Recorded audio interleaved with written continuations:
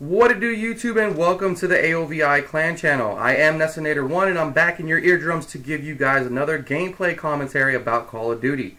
And this time around, I wanted to discuss the different types of players we and probably you run into on a daily basis online. The quote-unquote Call of Duty community. Sorry about that. This will probably end up being my version of Ticked Off Tuesday that my friend and fellow YouTuber Azazel Fire throws up every Tuesday. I'll be sure to drop his link in the description below if you guys are not aware of his channel, but he's a very entertaining commentator, so please check him out. Good luck on the C3 tourney as well, Azazel. Anyway, before we get into all that, I want to introduce the Black Ops 2 gameplay you are currently watching for this video. It is from the perspective of two AOVI Clan members during the same game on the map Turbine. The two clan members being Valid Shot and Johnny Gemini, and in this game they combine for a total of 2 Orbital V sets, 2 K9 units, 1 Warthog, and 3 swarms. Yep, I said it, 3 swarms. Team pub stomping at its finest, people. Anyway, this leads me into this commentary because as a good clan or dominant pub stomping clan or tryhards or whatever else you would like to call us, we get a lot of flack and shit talk to us in most of our lobbies because we play well as a team. But it's okay because we enjoy all the trash talkers. Oh, they always end up rage quitting and leaving the game with their tail between their legs. But my question is, why do people act this way on Call of Duty? Why does this game bring out the worst in people? Just yesterday we were waiting in a lobby and another full clan joined. Right away one of them said, "Look at these assholes, you better not rage quit." We found it funny as we always do and laughed it off, and in turn told them they better not rage quit themselves. We ended up smacking this clan 65-30 and kill confirmed, and sure enough, during the game, the biggest trash talker in the lobby rage quitted after the game. You know, it was really funny. The rest of the guys stood, and we ended up beating them 2 more times before the entire clan actually finally backed out of the lobby.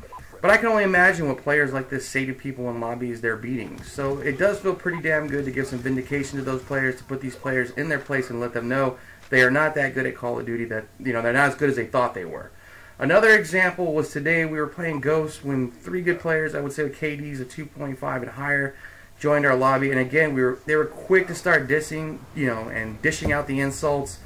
It's like people see good players or a good clan and right away get defensive. To be honest, we enjoy it when we get a team of good players to face because it challenges us to step up our game. You know, we're not just out there, you know, always trying to beat newbies and randoms, and we don't fish for lobbies. So when we actually get a good challenge, we get excited. Unless the other team or player starts playing like punks and corner camping, we will give credit where credit is due. But most of the time, if not all the time, it ends up, you know, the way where they leave and they're pissed, and it ends with us winning and then cursing us to hell, or the ever popular making excuses. You know, it's the connection. We were using rapid fire. We're running support. We are using a gun. Blah blah blah. Trying to justify themselves against a full clan that is obviously good at the game.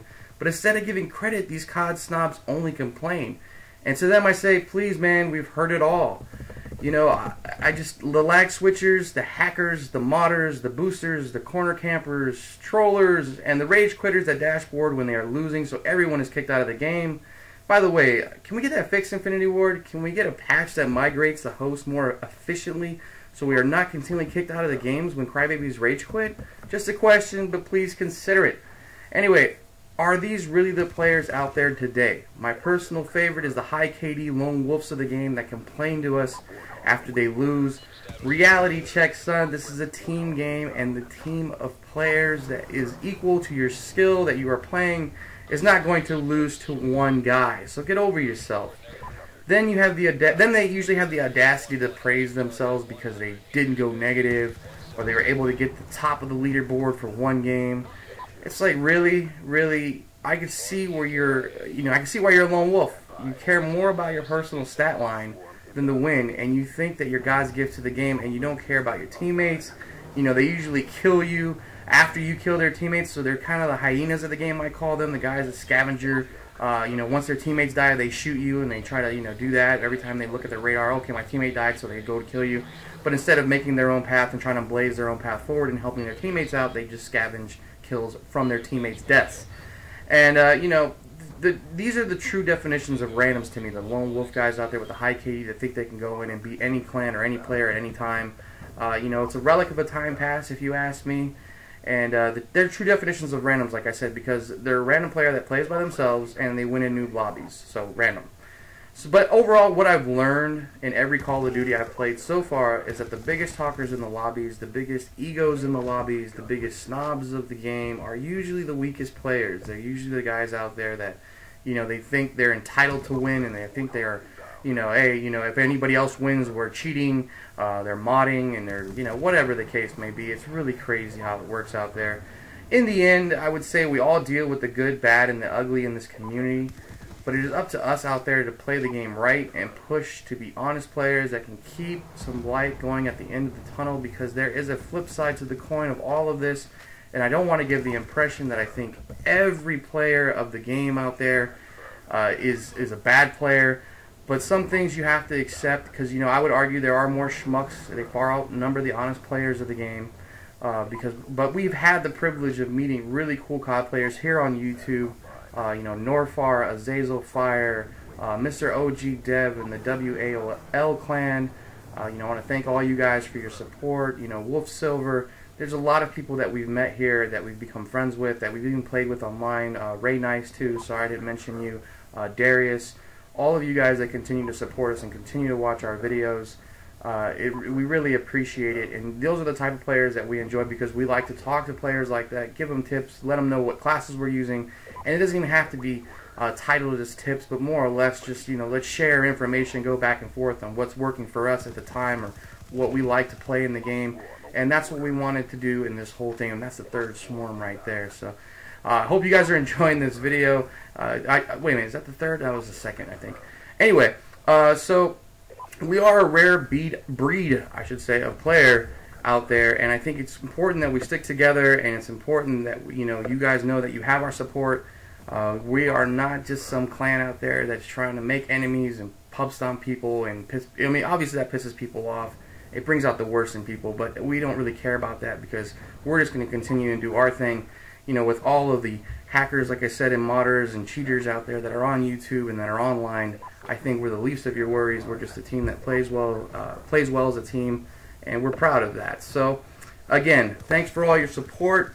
But we're trying to bring competitive gameplay, I would say, to pubs. That's kind of another thing that we like to do. We like to go ahead and make sure that we are giving those type of players that kind of atmosphere where this is what it's going to be like to play competitive. Again, some of our players in the clan have played competitive, and we do try to participate in competitive games as much as possible. So just know that, that's kind of what we're doing. So it's not, something that we're just trying to go out there and smack people and, oh, yeah, we're hard. That's not our goal either. So anyway, I hope you guys have enjoyed this video.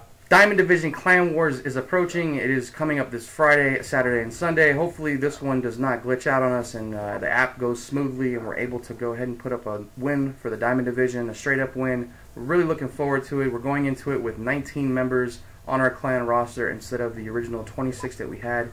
We had to get rid of the dead weight just to make sure that we're not going against another clan with 30 players, and we have 30 players, but yet 20 of ours or 15 of ours are not playing, and they have all 30 on, because then again, that is a lose-lose situation. It's best to go ahead and shrink it down to a size where everybody's playing. Thanks you guys for listening to me ramble and rant about that. Thanks to everybody that supports, subscribes, and likes, and I'm out!